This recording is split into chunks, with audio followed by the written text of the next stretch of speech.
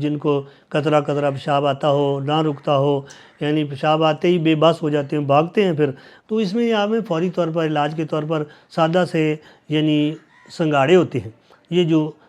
پنساری سے عام مل جاتے ہیں، سستے سے ہوتے ہیں، اتنا مشکل نہیں، بنے ہوئے سنگھاڑے بھی ہو سکتے ہیں، اور جو ہے پنساری سے خشک سنگھاڑے بھی مل سکتے ہیں،